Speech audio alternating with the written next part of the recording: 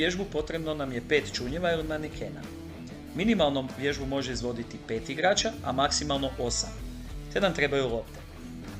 Manekeni su postavljeni na način da tvore veliki trokut otprilike veličine stranica od 10 do 15 metara, sa manjim trokutom na vrhu veličina stranica otprilike 2 metra, ovisno o dobnoj grupi s kojom radite. Cilj vježbe je da se simulira situacija iz nogometne igre gdje dva igrača suprotnim kretnjama nude rješenja igraču s loptom. Vježba počinje cirkulacijom lopte u jednu stranu, te dva igrača koji su na vrhu trokuta u pravom trenutku otvaraju, jedan u dubinu, a drugi u međuprostor. Igrač s loptom odlučuje kojem će igraču dodati loptu. Nakon toga dva igrača odigravaju dupli pas u prostoru malog trokuta, te se vježba nastavlja.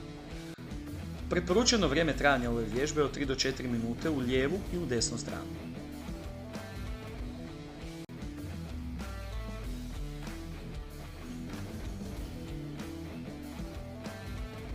Ključni detalji na koje treba obratiti pozornost su položaj tijela u trenutku primanja lopte, provjera leđa, to jest okolina oko sebe, optimalna brzina odigravane lopte, te pravovremenost i sinkronizacija dva igrača koji izvode suprotne kretnje.